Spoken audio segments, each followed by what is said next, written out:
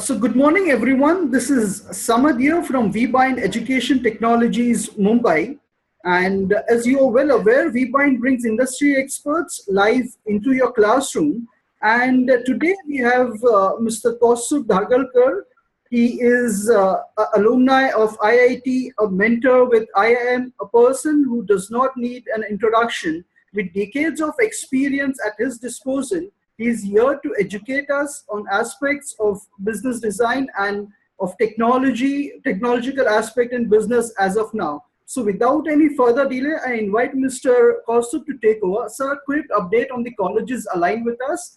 We have got GIBS Business School, Bangalore, Delhi Institute of Advanced Studies, SVE Institute of Management, SK Patel Institute. We have got Datta Meghe Institute. We have got Quantum Education Business School, ITM Universe, and PES Modern College of Engineering as well. So without any further delay, over to you, sir. All right. So is my screen shared? Not yet, sir.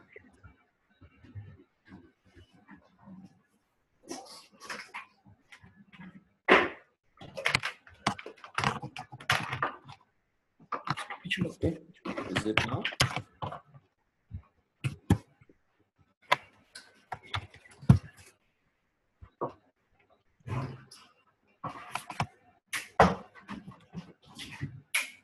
Yeah. Tell me when to start. Yes, sir. It is up. Yeah? Yeah. So I can start talking? Yes, sir. Please go ahead. All right. Good morning, everybody. I hope you can hear me properly and see me also properly. Today, what I'm going to talk to you is basically I'm going to share my thoughts and vision about how technologies that are going to come up in the next 5 years, 10 years are going to completely disrupt the way business is done and the way we live. For example, maybe when storage devices like CDs and USB discs, USB sticks came out about 15 years back or 20 years back, who would have thought in that by 2012, 13, a lot of them would start becoming obsolete.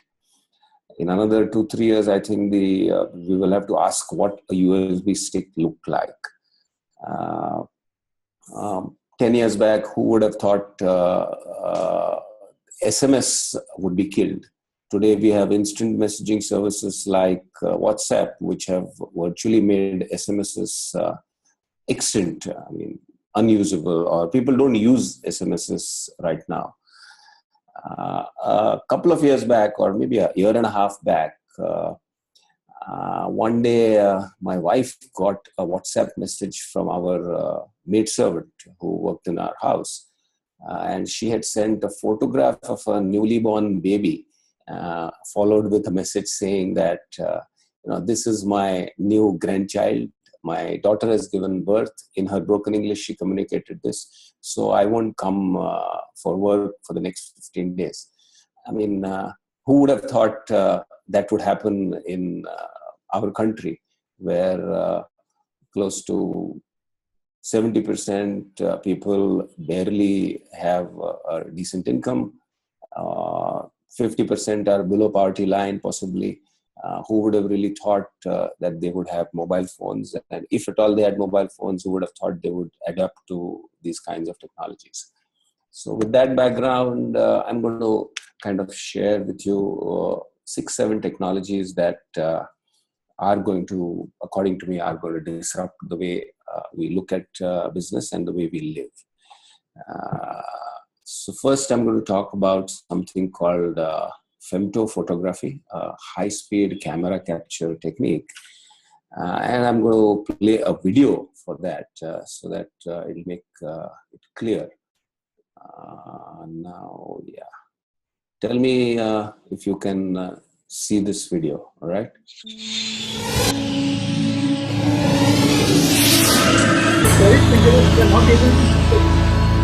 Not able to see the video? So what do I do now? Hello? So is it on YouTube? Because we can, you can just start sharing the video and, It's not on YouTube. okay. I think you'll have to just We stop played it the share sometime and back. start the screen share once again. Stop share and start screen share once again. It is share computer sound, optimize full screen video. All right, now share screen. Tell me if it runs. Can you see the new screen? Yes, we can see Ted. Shall I play it? Yeah, I'll play it now. Can you now? Yes, it is up now. Audio? Yes, yes. Doc Edgerton inspired us with awe and curiosity with this photo of a bullet piercing through an apple, an exposure just a millionth of a second. But now, 50 years later, we can go a million times faster and see the world not at a million or a billion, but 1 trillion frames per second. I present you a new type of photography, femto photography, a new imaging technique so fast that you can create slow motion videos of light in motion. And with that, we can create cameras that can look around corners beyond line of sight or see inside our body without an X-ray. All right, I'm going to just take it forward. Can you hear me, Samad?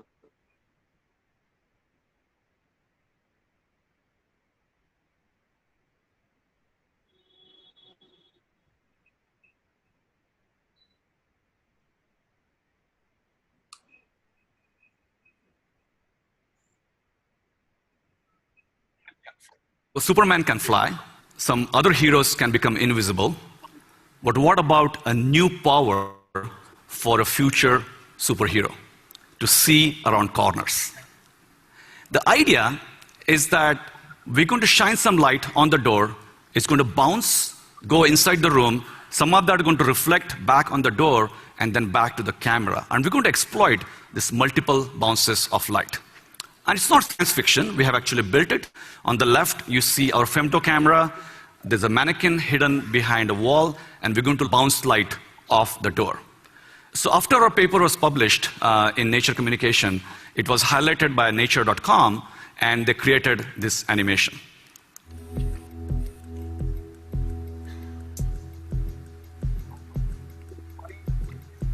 We're going to fire those bullets of light, and they're going to hit this wall. And because of the packet of the photons, they will scatter in all the directions, and some of them will reach our hidden mannequin, which in turn will again scatter that light. And again, in turn, the door will reflect some of that scattered light. And a tiny fraction of the photons will actually come back to the camera, but most interestingly, they will all arrive at a slightly different time slot.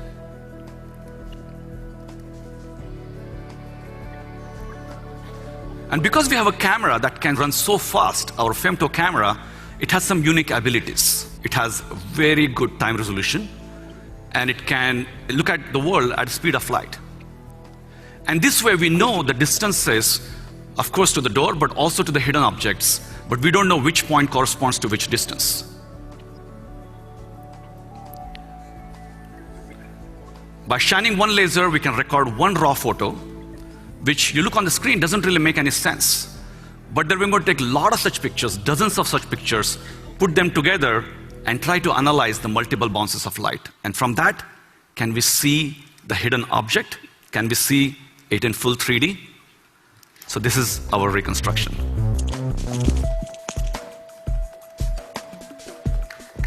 All right, so now I'm going to go back to the screen.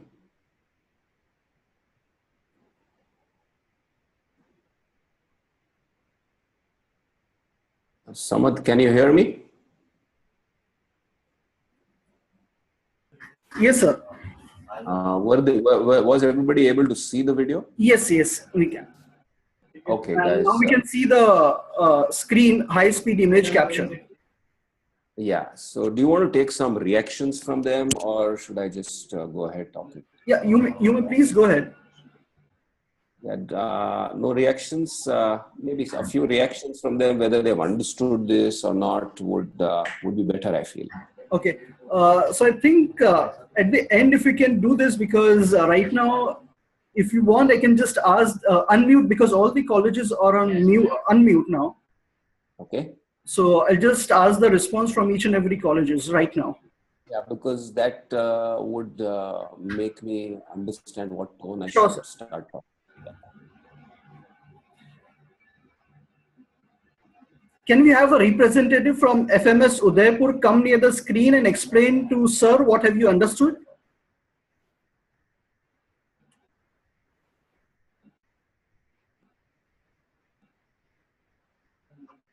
Or anyone from SV Institute of Management?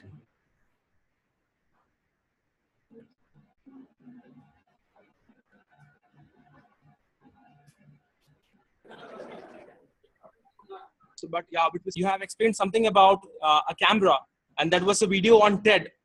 Yeah. Can you hear me? Yeah, I can hear you. Go ahead. Yeah. So have Okay, you? so you just explained about a camera, and that was a video played on TED. So what does that camera do?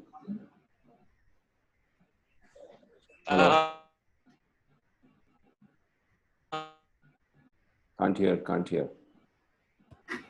That camera. Yes, please go ahead. We can hear you very clearly. Am I audible? Yeah, you are audible. Okay. Hello? If you can hear us very clearly, we want to say that we have a little bit internet problem, and that's why we were unable to attend the whole session, but somehow we could establish an understanding about that there is a camera which can capture the high-speed images there, and that can be work in the field of medical, in the field of defense as well. And we lost the connection again, I think. All right. So other colleges, anybody wants to respond?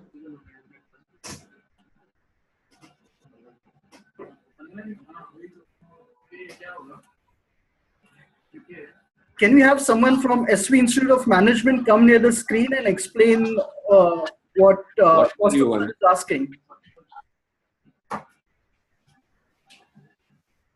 Students from SV Institute of Management?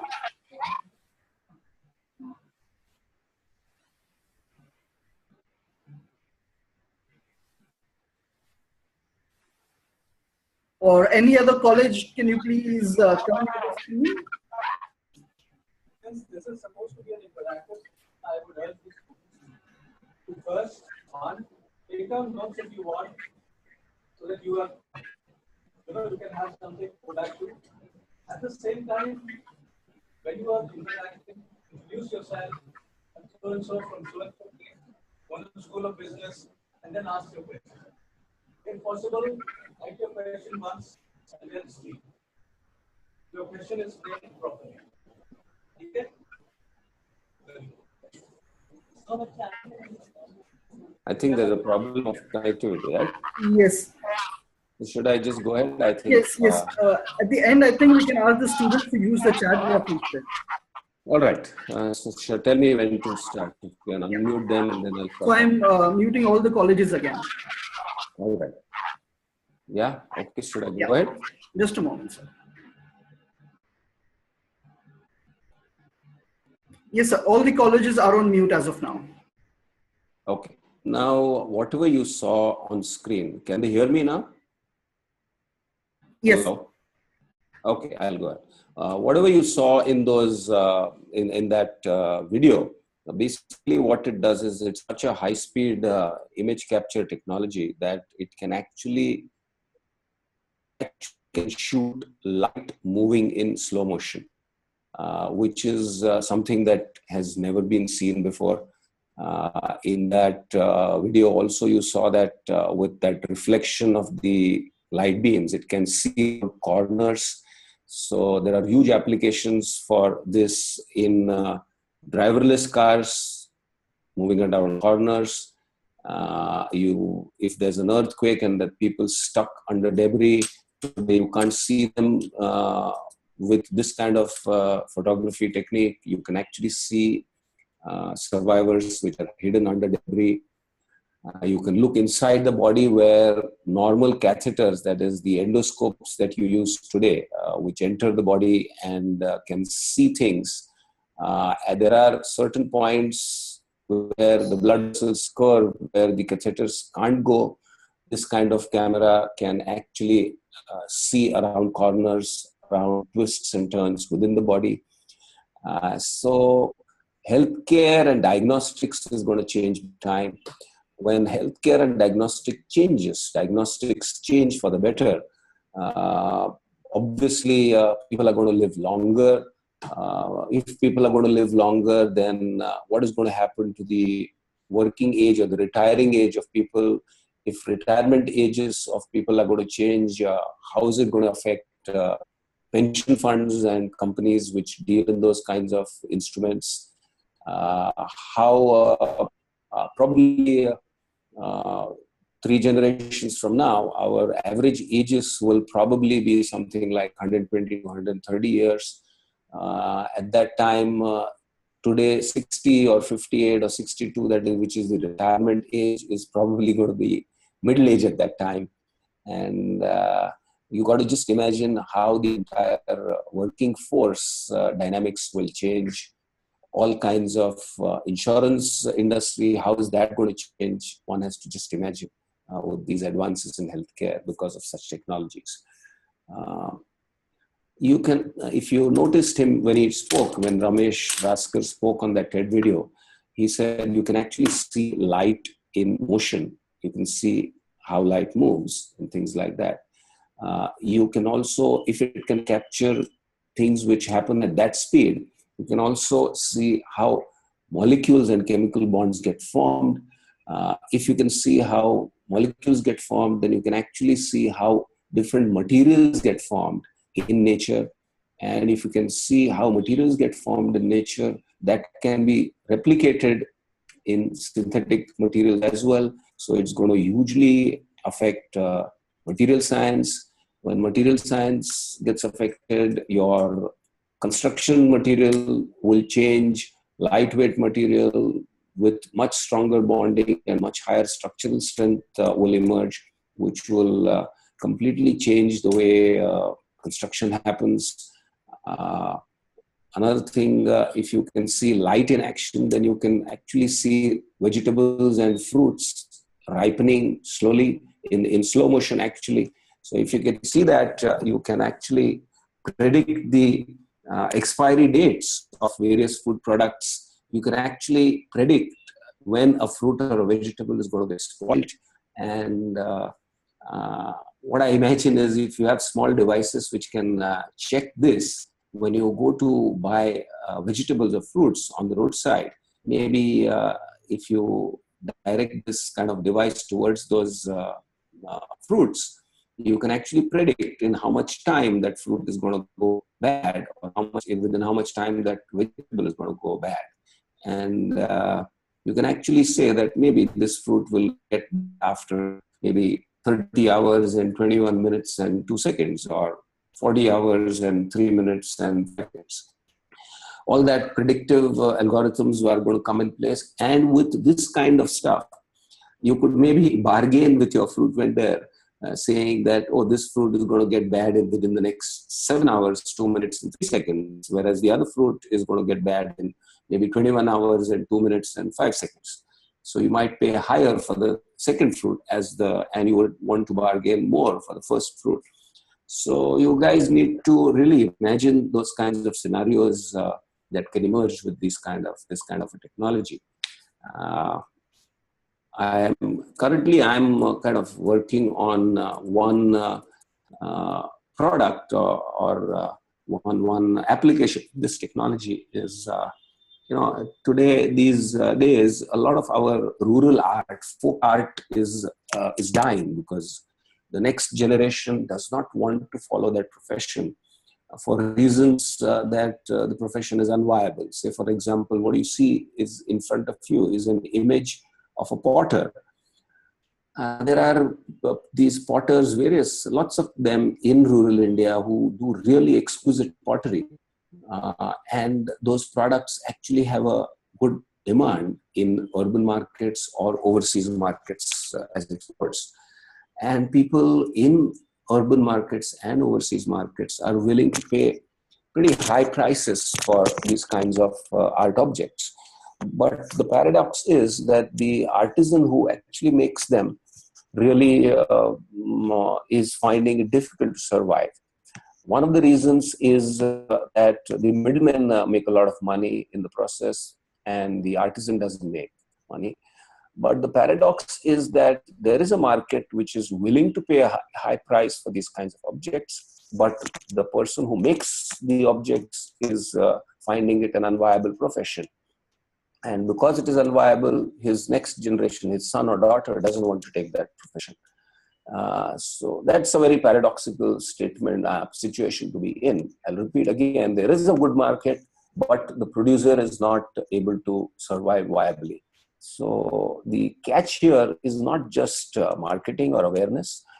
It is about enabling the potter or the rural artisan to be able to make more pieces in a day, because today he does it all by hand. So maybe he makes maybe 5 pots a day or 3 pots a day. And that is not really enough for his survival. But if you can give that person some tools which can enable him to make maybe 50 pots a day, maybe because there is a market for such products, he will be able to make a lot more than what he does today with just 3 or 5 manufactured every day. So now with this kind of femto photography, which I talked about, the video that you saw, you can actually capture the, when a potter is doing an exquisite piece of pottery, the exquisiteness or the artiness comes out because of his deft finger movements, deft wrist movements, deft hand movements, etc. He knows exactly what kind of pressure to put at which point in time, which makes that beautiful pot. Now, if that potter's movements are captured by this kind of a camera in 3 dimensions with 3 or 5 cameras from all angles, you can actually capture the very, very deft movements of the potter's hand.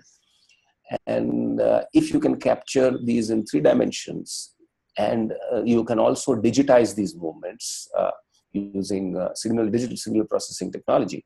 And once you can digitize these movements, you can feed these digitized movements into a robotic arm, which can actually replicate the motion of the potter's hands and can probably make more pots with a similar design, thus eliminating his manual involvement and enabling him to make 50 pots a day rather than just 3 pots a day, for which there is a good market at a very high price. So this is something which also is in line with our Skill India kind of initiative by the current Prime Minister of our country.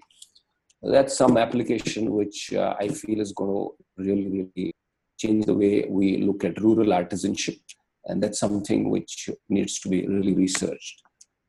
The other applications I just spoke about some time back. Now let's move to 3D printing. 3D printing, I'm sure all of you are aware of, is the next revolution in manufacturing. Today, when you manufacture, maybe consider a manufacturing factory of a mobile phone. Mobile phone has maybe 300 or 200 components which are assembled together to form the mobile phone. And these 200 to 300 components come from various factories around the world into one factory where they are assembled together and you get a mobile phone. Now, with 3D printing, you can actually print those objects at the site itself. So what will happen to all the vendors who are currently manufacturing these components and shipping them into the factory at one place, mostly in China? When the components can be printed at site, what is going to happen to the vendors all around the world? The logistics industry or the shipping industry which transports these components currently, today, in today's state, today's condition to the main factory, is mostly transported by ships and road and logistic companies. What will happen to those logistics companies if the manufacturing is done by printing those components at the site itself? A lot of these enterprise resource platforms, ERP platforms around the world that the world uses today, that factories use, 50 to 60% of the computing power is used to manage inventories which come from various parts of the world. But when 3D printing takes over and parts are printed at the site itself, we will have to look at inventory management in a completely different perspective. And a lot of jobs in the ERP space, which look at this, managing this inventory, which is 50 to 60% of the ERP platform, what is going to happen to those jobs? We really need to think about that. A lot of you guys would be getting into IT companies, managing these platforms for logistics, inventory management, etc. What is going to happen to jobs like that? That's something you guys need to think. Those jobs are not going to remain the way they are today. A lot of those jobs have already come down, and probably in the next 5 to 10 years, they might just vanish away. That's one thing I'm thinking about manufacturing, how 3D printing is going to affect manufacturing.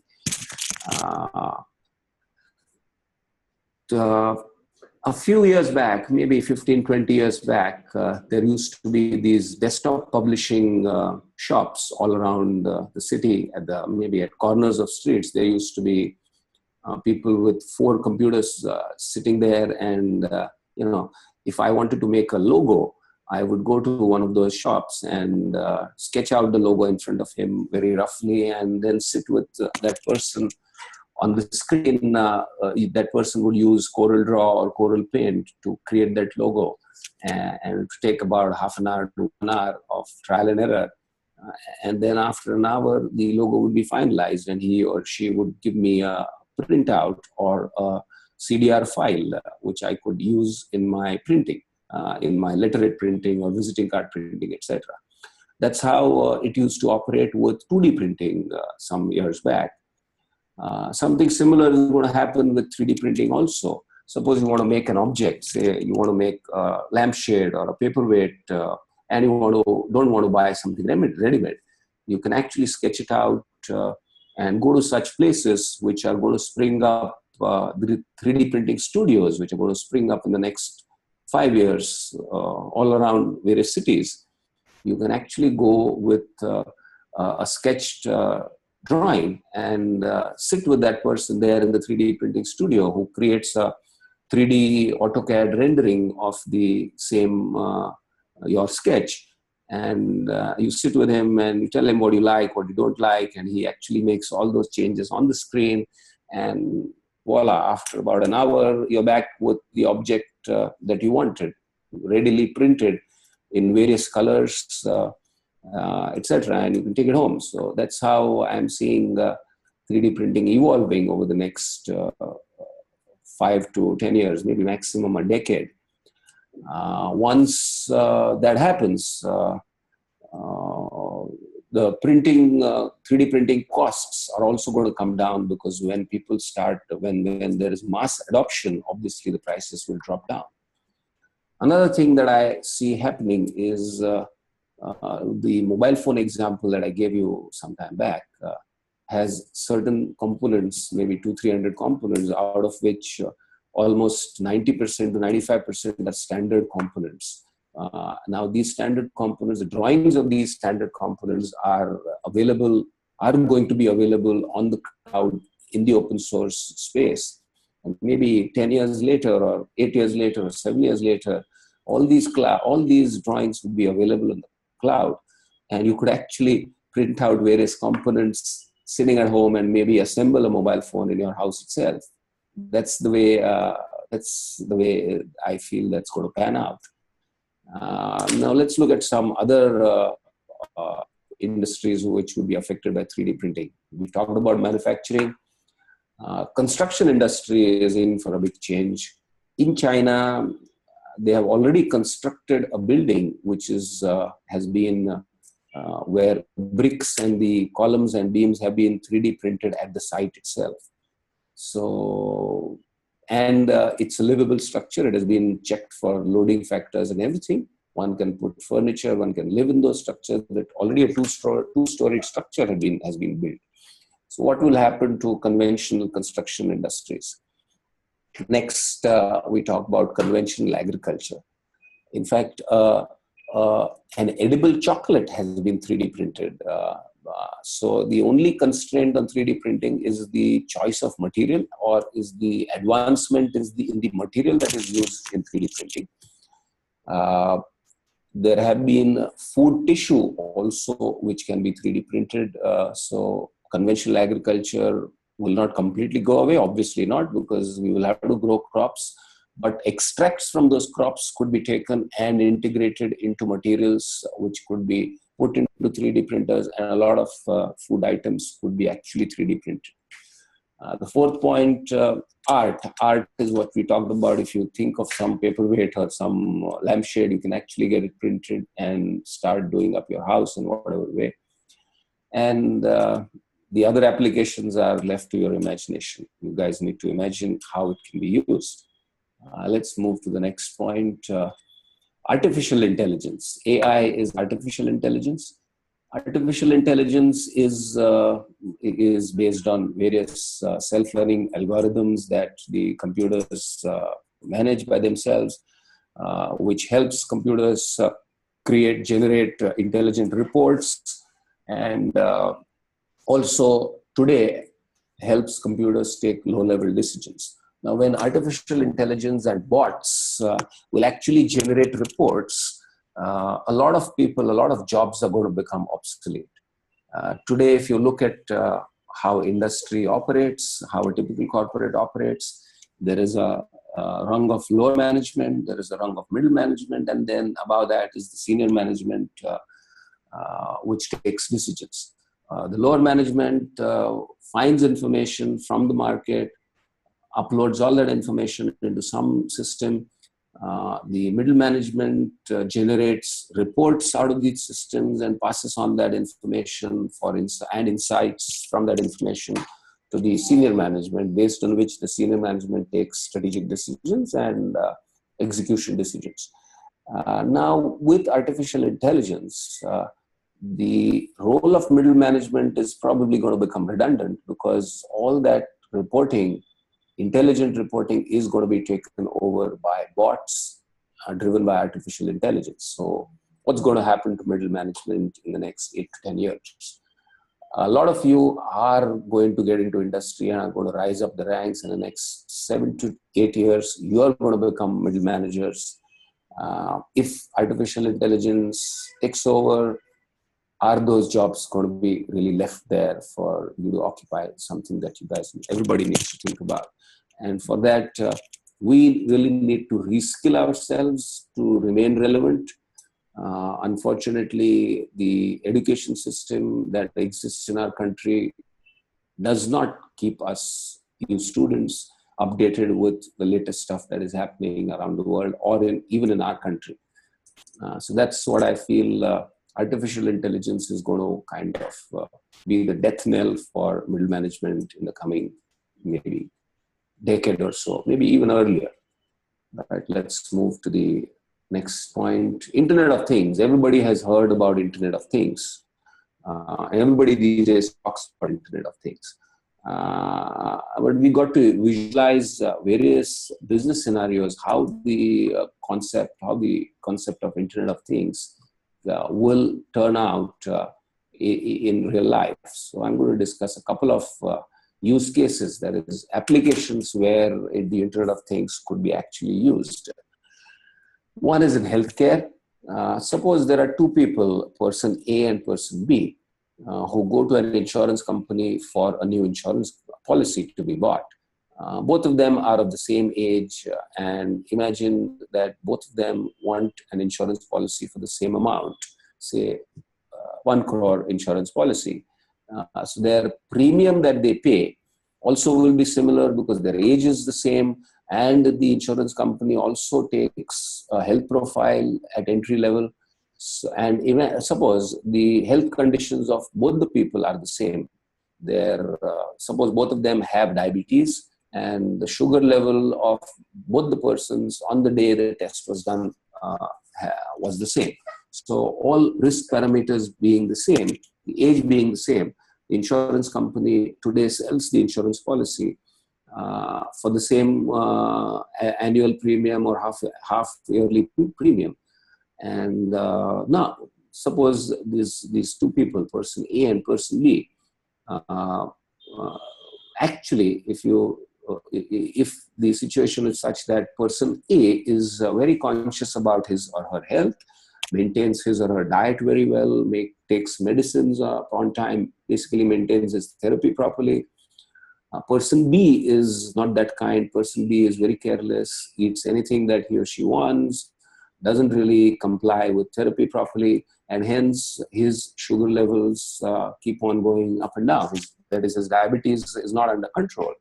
Whereas person A has a very strict regimen, and his diabetes and sugar levels are very much in control.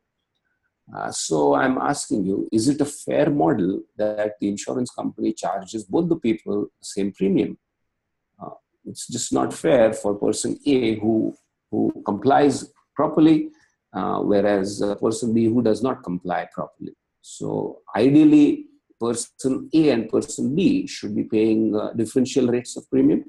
That is, person A should actually get an incentive for better managing his health and being a low risk for the insurance company, whereas person B, who doesn't manage his disease properly, is a higher risk for the insurance company.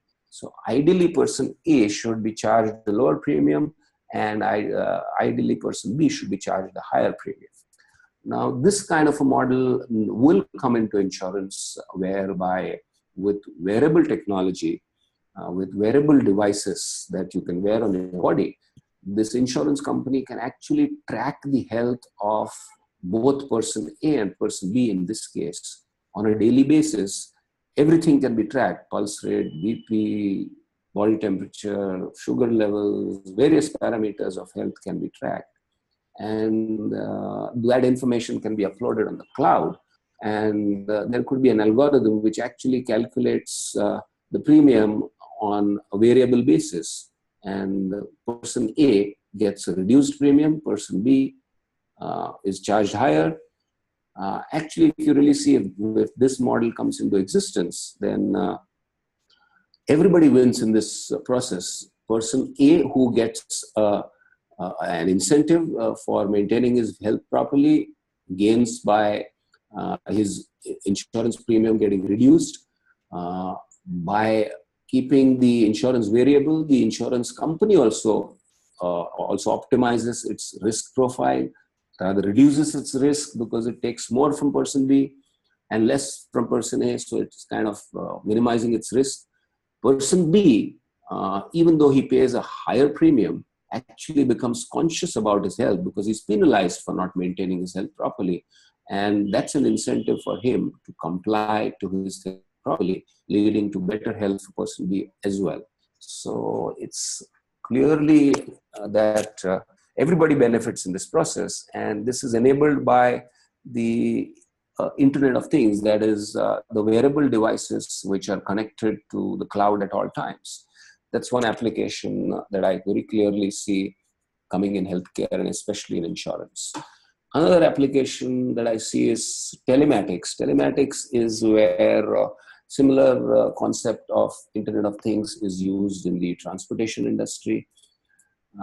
Today, imagine a car tire, which has these embedded sensors which keep on sensing the wear and tear of tires, the condition on which, the terrain on which the tires are being driven.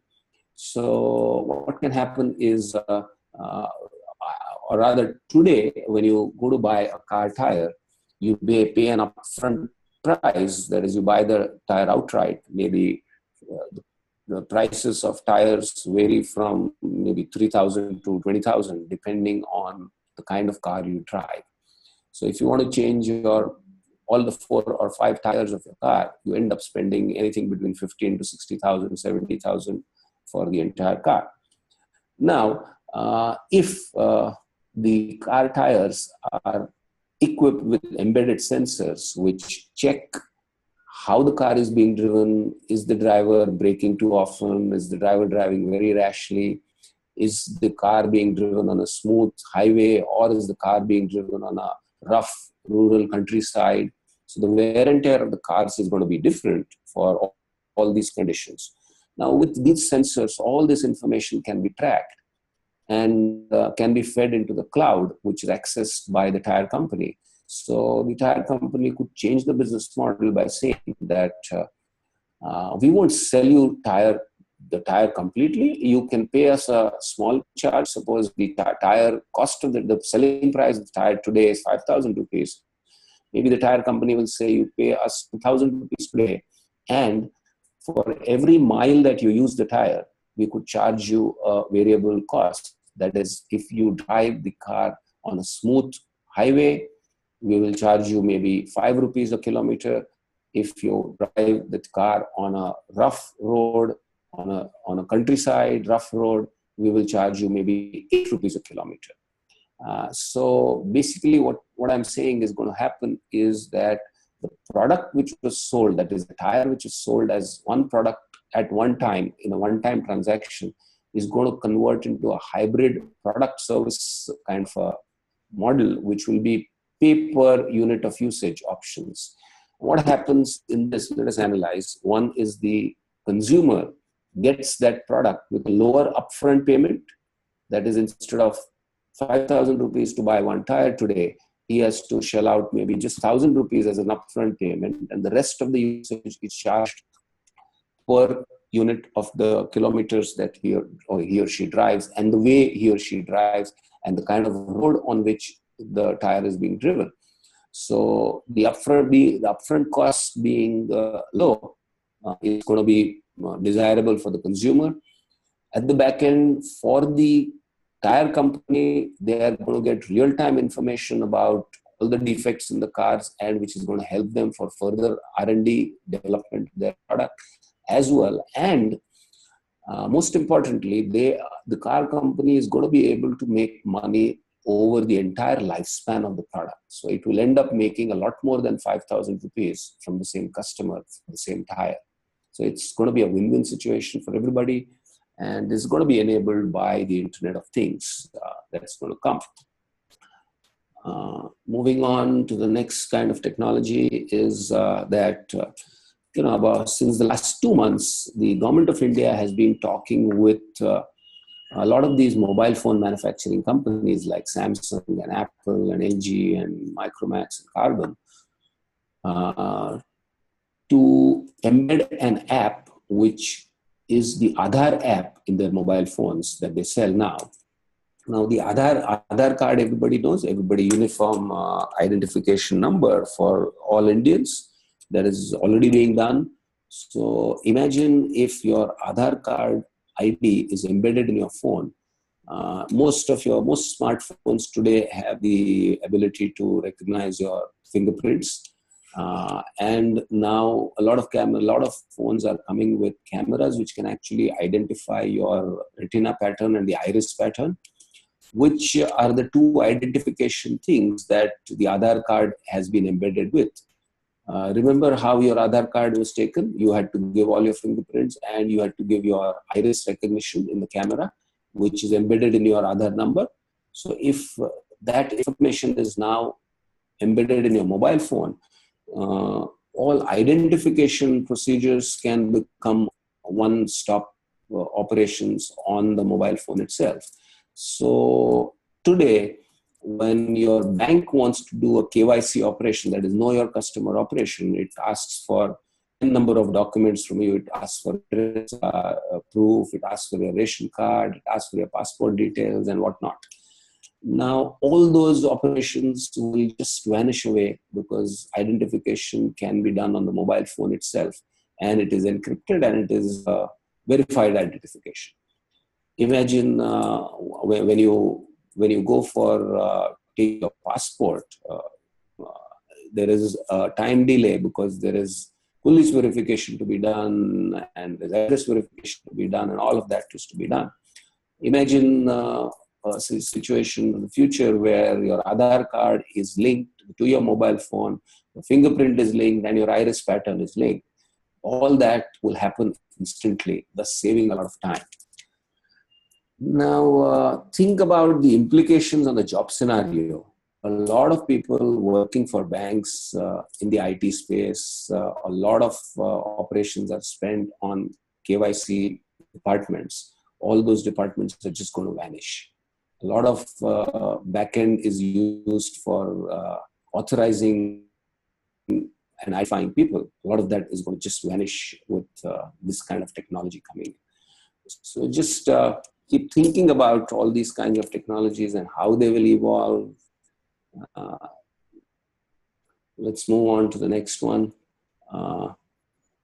This is, all of us know Uber as a transport company which helps us hail taxis and helps us go from one place to the other. But I think it is not just a transportation company. Of course, yes, it is a transportation company, but according to me, it is way, way beyond a transportation company. Uber is a geolocation platform with enormous possibilities. What it does is when you want to book a cab, it locates the nearest taxi fellows who are free and available and are ready to take you to your destination. The taxi guy gets an alert, and the one who accepts that alert the first gets to take that order. So that's how the Uber platform works. Now, imagine applications in different fields. Imagine you are on an e-commerce site, say like a Flipkart, and if you like a particular shirt or a T-shirt which is displayed there, photograph is there. You click on the photograph, showing your intent to purchase that particular product. Now, if an Uber-like platform exists with Flipkart, it will show the nearest 5 or 10 shops which have that T-shirt or shirt in stock. And an instant alert goes to all those 10 shops or 5 shops which are in your vicinity, and they could actually quote instantaneously. You could get all those quotes on your screen sitting in a drawing room, and you could choose the best option available for you. That's a kind of platform that an Uber-like platform can be used in retail. You can think of many other possibilities where Uber-like platform can be used to simplify things, to speed up deliveries. Basically, it's a platform which brings a supplier and a vendor together. A vendor who has extra capacity or idle capacity can actually let out its services using this kind of a platform. Today, only the taxis and idle capacities of taxis are used to provide them business, but henceforth, anybody who has idle capacity and is registered on a platform like this should be able to get business. So that's where aggregation has gone to. Next, I'm going to leave you with just a thought. What is the future of packaging? Imagine for a minute, just imagine what is the best packaging that you have ever seen. All right, Samad, can we get some responses from the students for this? Okay. Yeah. Yes. What is the best? What is the best packaging that you have ever seen? Let them respond. 4 or 5 responses, and then I'll talk. Okay. Do you want the students to come with answer, or just by the chat? Yeah, just 1 or 2 thoughts from the students. Yeah. Okay. So any students, can you come near the screen or use the chat box to answer this question? What's the best packaging that you've ever seen?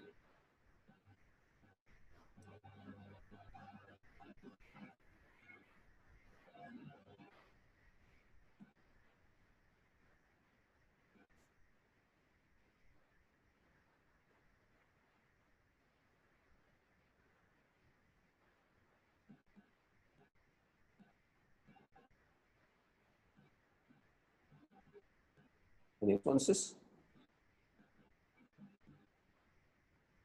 Yes, do we have any response from Kalyani Srinivas, DIS or SV Institute?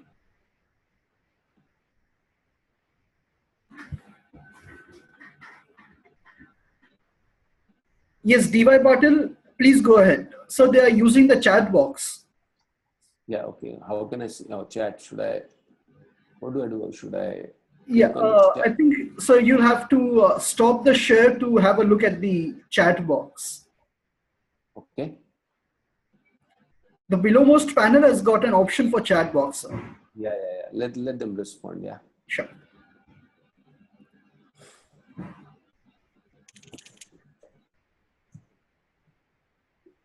Yeah. Yes, DY Patil Management Institute, please go ahead.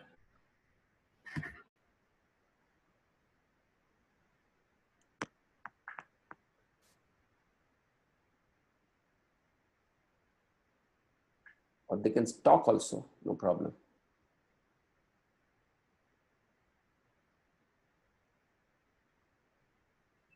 Yeah, I can see somebody coming there on the window. Is DY Patil has replied with best packaging that we have seen is of Kinder eggs. Okay, okay, okay. It's on the chat box, sir. Yeah, yeah, I can see it. GIBS Business School also wants to respond. Looks like. Go on, guys. Just feel free to respond. What is the best packaging you have ever seen, you have ever encountered?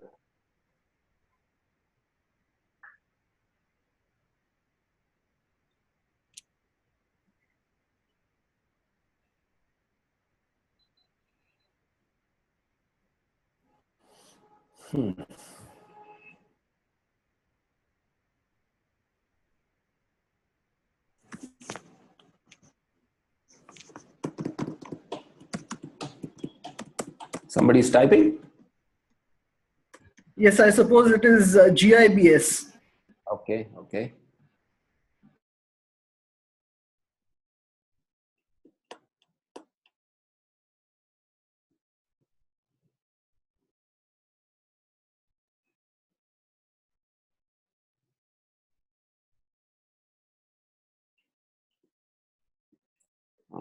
Pratishtha from Quantum School. I've seen the best packaging in Indian companies, Haldiram's, which provides the safest namkeens.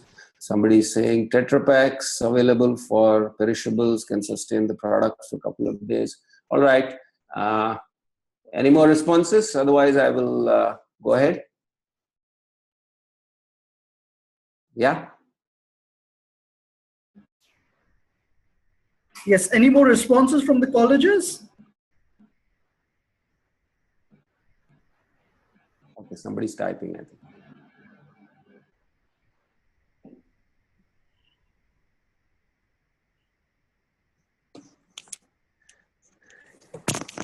Is anybody typing or should I start talking? So I think you may start while the college may answer the question as you go ahead. I share the screen again. Okay. Yeah. Yeah. Okay. Yeah, can you see my screen? Yes, sir. Can the colleges also see my screen? Yes, sir. The future of packaging. Okay, what is the best packaging that you have ever seen? All right, that question is on screen. All right, Yes, sir. we got responses like Kinder eggs and Haldiram and something else I saw on screen, which is the best kind of packaging that you guys have ever encountered. I beg to differ a little. The best packaging that I have ever seen is, to just show you on screen. The best packaging that I have ever seen is this: an orange, or a banana, or a coconut. What I'm saying here is that this packaging keeps the inside components completely sterile, completely away from any pollutants. We don't mind buying these products even on the roadside. On the roadside, there is so much of motor pollution. The fruits are exposed to all of that, but still we buy it. Why? Because the moment you peel them off, the inside parts portions are completely sterile and completely antiseptic. or rather antiseptic as in sterile. They're completely sterile. They're not polluted by external surroundings like air, etc. And just look at the banana, how easy it is to peel off, how simple it is to peel off. Have you ever seen trying to open a banana? It opens perfectly along the edges. Does that happen with our paper perforations? We invariably get jagged edges when we try to cut paper or when we try to peel off paper from packaging. But banana never gets a jagged edge. Similarly, coconut, perfectly hard, you bounce it off, you bang it, it doesn't break. It breaks only when with a particular technique. So rather than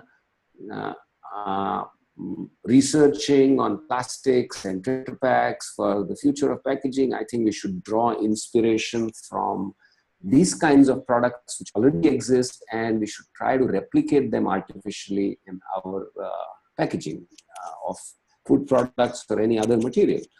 I'm saying so because every time we get, maybe if you're trying to open a USB stick, imagine just go back into your memory and see the difficulty that you've always encountered.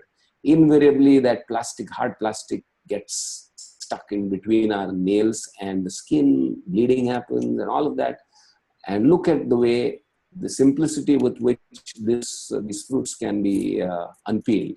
So I'm just leaving you with this thought that inspirations have to come from things around you. They don't necessarily have to come from technology. Technology has to actually take inspiration from nature.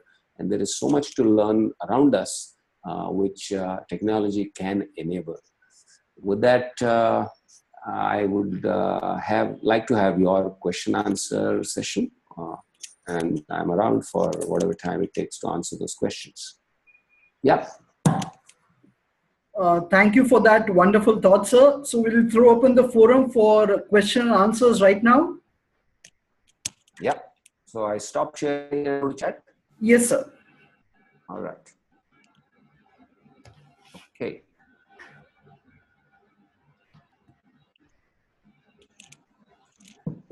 Yes, so all the colleges, now is your time to ask as many questions you want to Kaustubh sir here.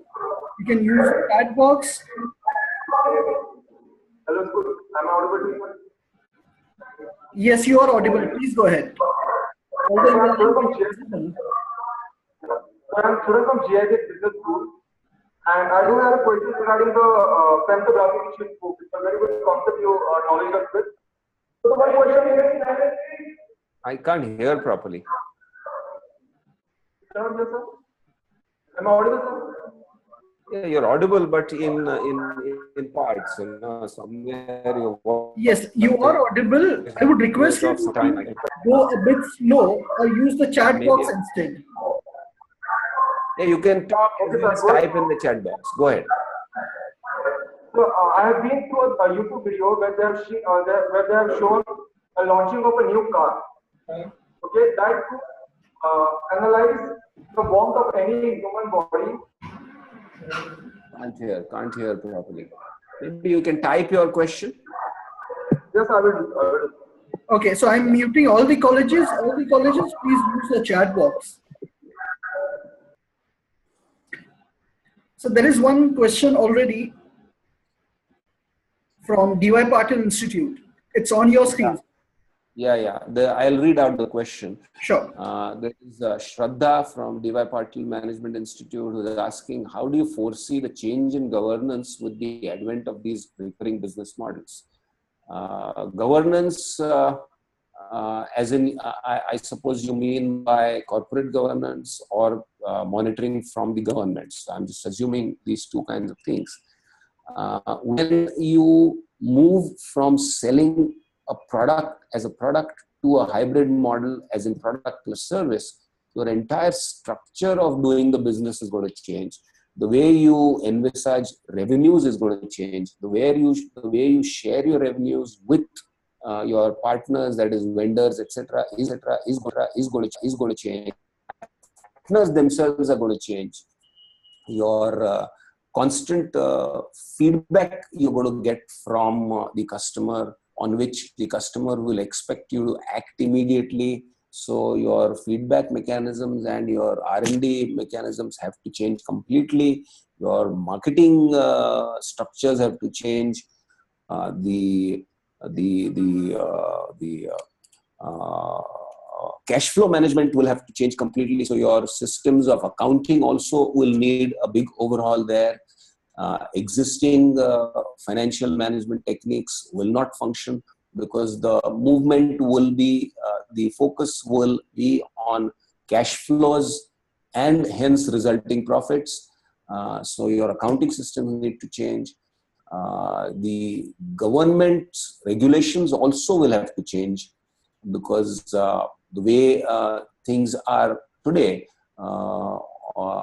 the kinds of laws which exist today will also need to be relooked at with these kinds of emerging scenarios. The way a bank funds a company will also change, because the movement will be from product to product services companies. And the cash flows are going to be very different. Hence, the analysis from a bank's perspective also is going to change. So I look at governance in terms of this holistic aspect from all sides. I hope I've answered your question. Should I go to the next one? Yes, sir. Yes, sir. Okay. From SK Patel, as an MBA fresher, how difficult is it to cope with the changing technology? It is difficult if you don't want to change, but it is easy if you're open to change. That's how I would answer it. Basically, what I would say is you guys need to be, everybody needs to be aware of the changing trends in technology. More than that, you've got to be aware of how people are adopting to those technologies and how the future is going to change because people are adapting to these technologies. Actually, if you really see, none of these technologies emerge in vacuum. They're always dictated by a core human need that is seen by these developers. And that's when these developers or these scientists actually encounter or are in touch with consumers who constantly voice their complaints, that's where their research originates from. So technologies don't evolve in vacuum. They're always driven by users. So as a fresh MBA graduate, I would say that you should be in constant close proximity with the end user. What is happening in society? How are trends changing? How is society changing? How is user behavior? How is behavior changing? And then look at how various technologies can be adopted to create products and services to cater to those changing trends and changing needs. So don't be afraid of technology. Technology is an enabler finally to help humans go about their lives. So if you understand how humans go about their lives, I think you can adapt various technologies that are available around us. So don't be afraid of technologies. All right.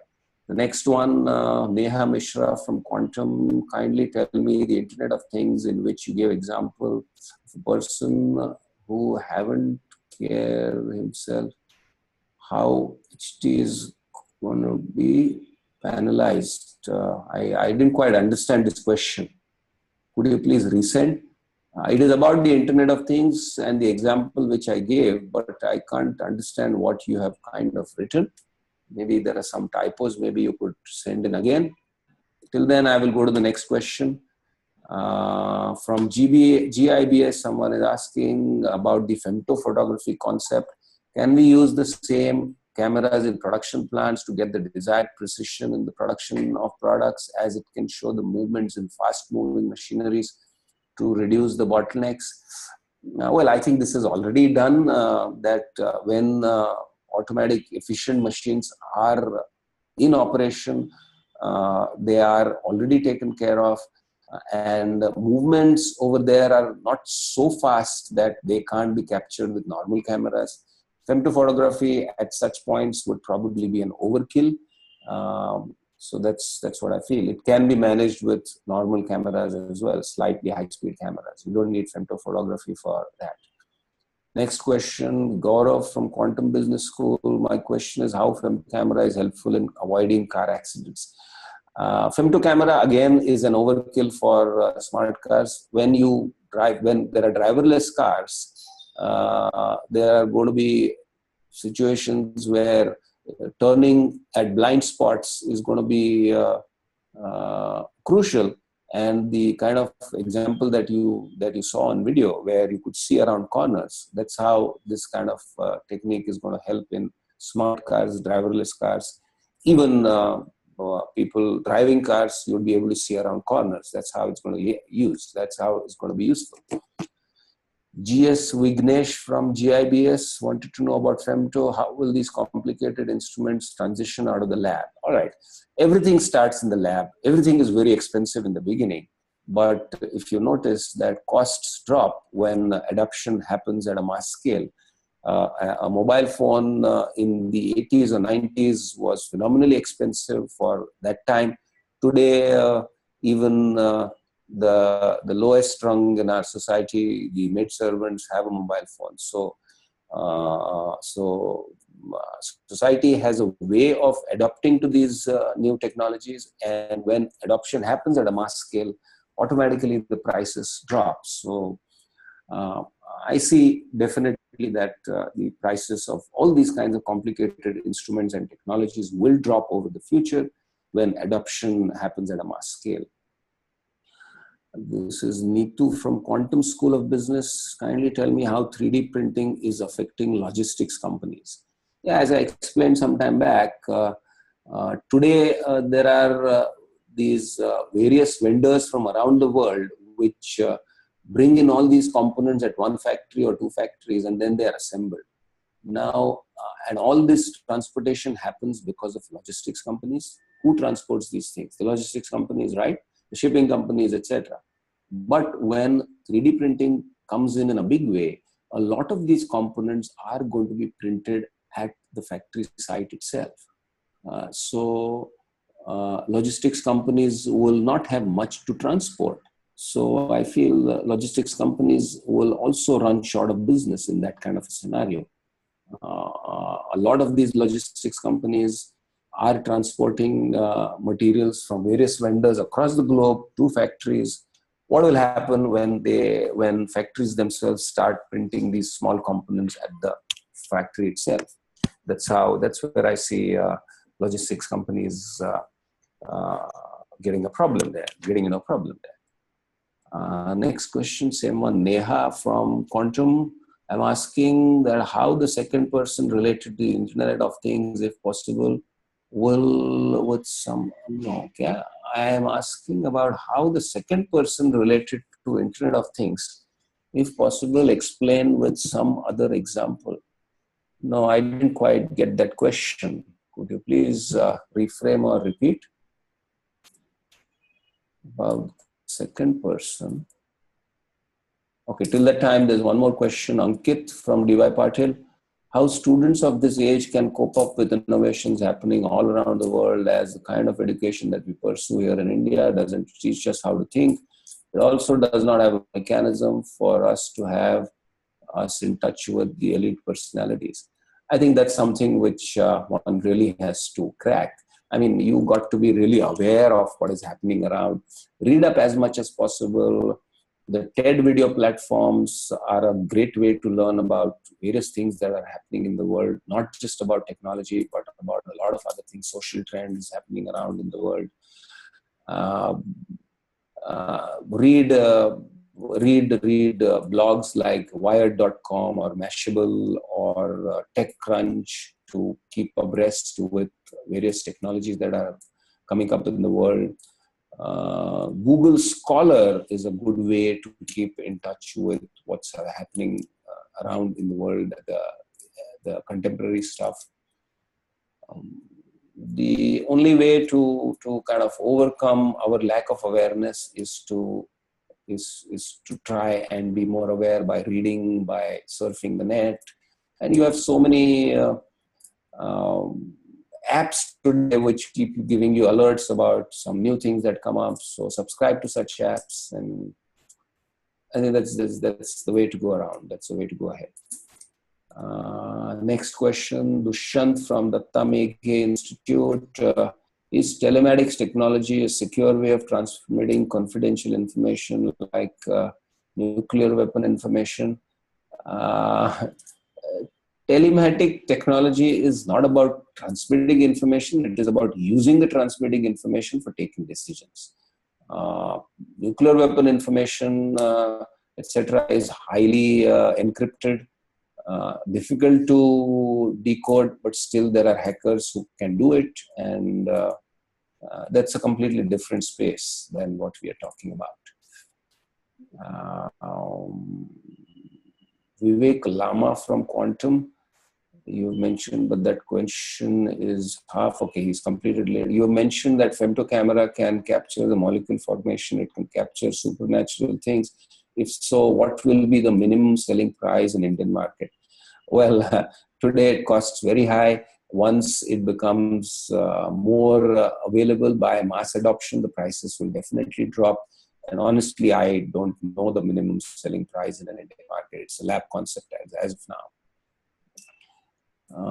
Next is from DY Patil Management, how the existing traditional businesses like import-export can make their way to change to be at par with innovative business models.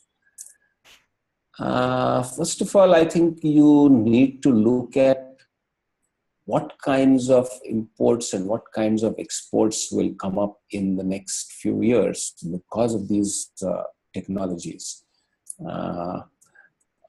People will keep needing products. People will need to keep importing and exporting stuff. That is going to happen. But what kind of products will take that route is something that you need to look at. And that will be definitely dictated by these innovative business models.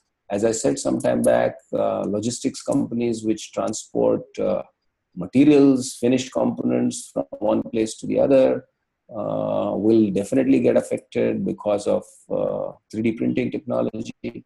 So you got to think about these businesses from that perspective.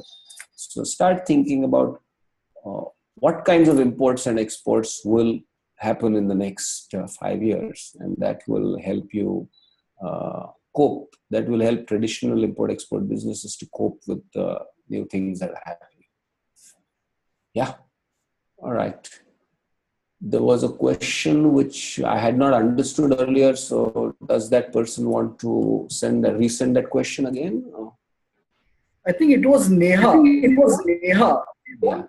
Yeah, come near the screen and ask the question. I'll unmute your college. Neha Mishra.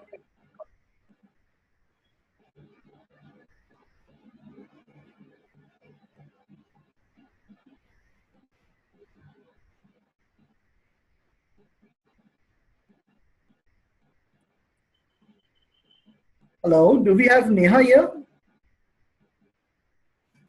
There was a question related to Internet of Things.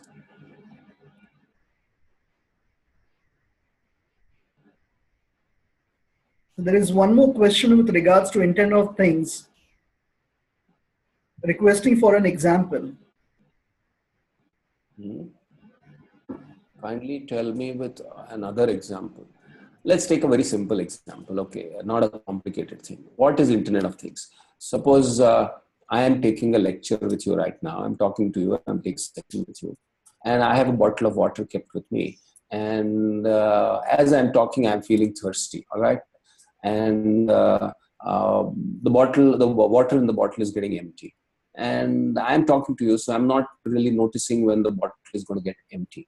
Now, imagine a situation where the bottle is fitted with certain sensors which can actually check the level of the water. And if these sensors are connected to the canteen of the college, which sends an alert to the canteen when the last 50 milliliters of 50 ml of water is left in the bottle. Will that not help in reordering the bottle? Conventionally today, when the bottle gets empty, somebody has to go down to the canteen or make a call to the canteen, and then they will send the bottle of water. But if the bottle is fitted with sensors, and these sensors are connected to the cloud, and that information is going to the canteen in real time, I don't have somebody to get water for me when it becomes empty. The canteen fellow will know when the bottle is going to get empty, and probably he will just ask someone whether I should send a new bottle or not, or just send a bottle.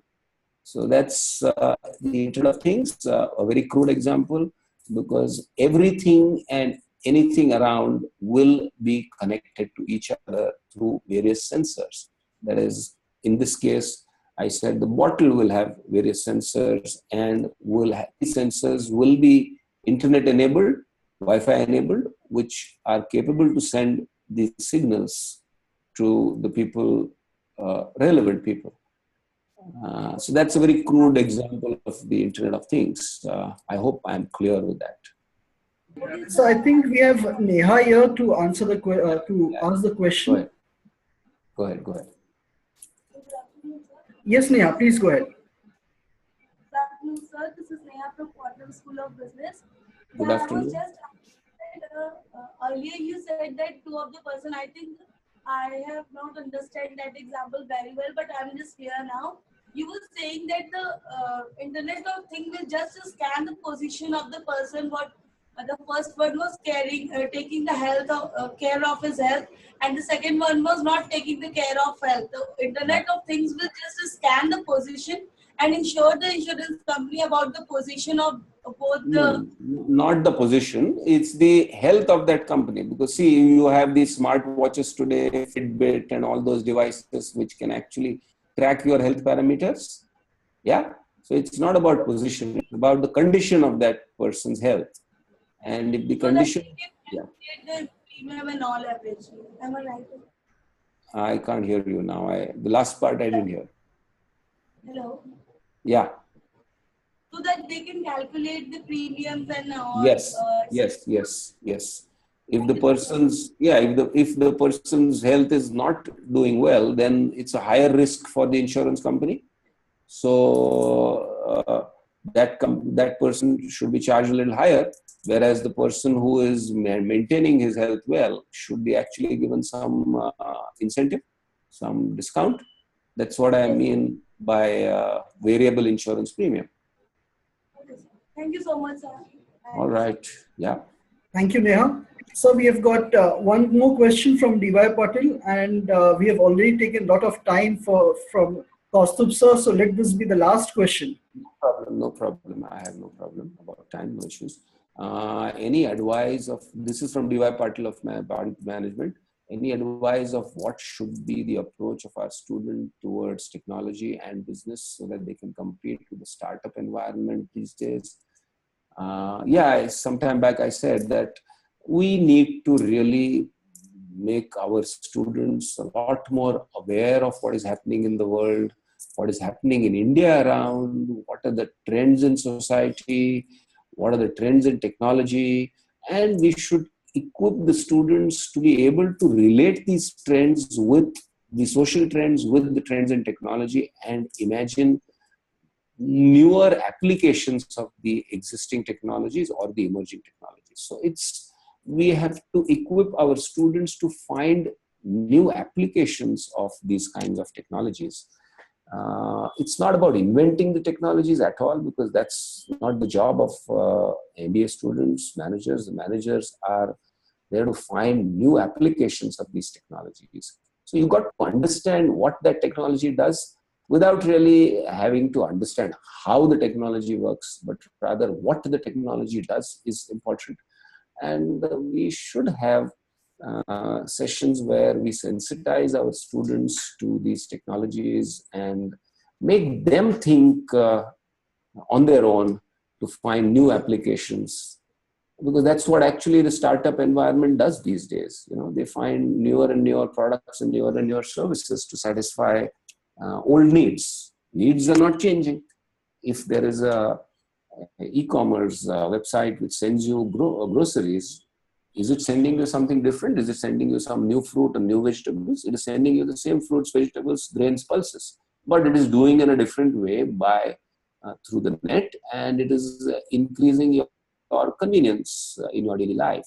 So that's something which we should equip our students to find out, and then look at what technologies can be adapted to make these conveniences and faster deliveries, or ease up the experience or improve the experience of consumers using these various technologies.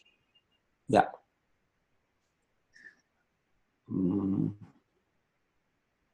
Yeah, there's one more question. Professor Shinde, hello, sir. We are planning to have industry expert sessions regularly for our students to inspire and sensitize the students to interact with people like you, probe them to do something on their own. Great. Yeah. Thank you very much, Professor Shinde. Thank you. Thank you. So I think this was the last question. Any more question from the students? So if the students would want to ask more questions post the session, can they get in touch via maybe Twitter or any other medium? Yeah, sure. Shall I put my Twitter ID and Facebook yes, ID? Sir. Yeah.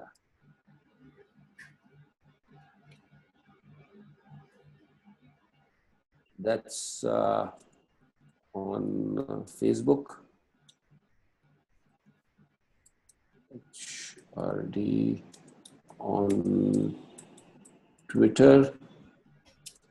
And my website is, I'm just typing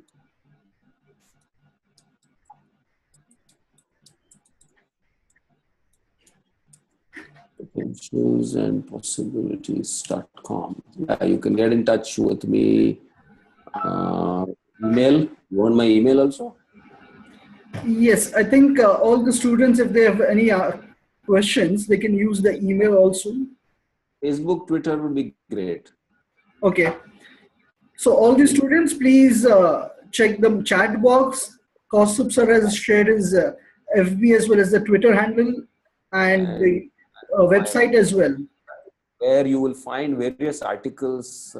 Some of the references that I talked about are in those articles of mine on the website. And you can get in touch with me via LinkedIn as well.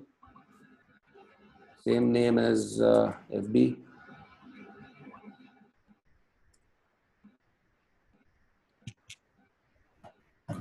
Yeah, there it is.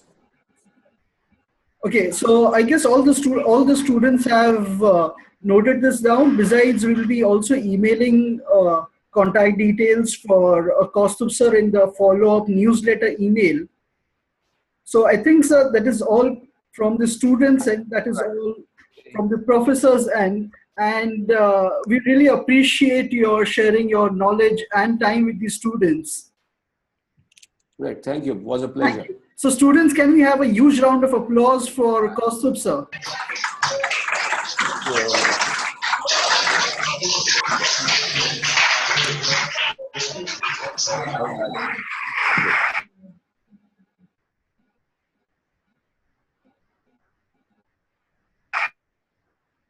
Hello, Samad, can I Yes, sign sir, off? thank you. Okay, yeah, bye. Leave meeting, na? Okay, yeah, bye, thanks.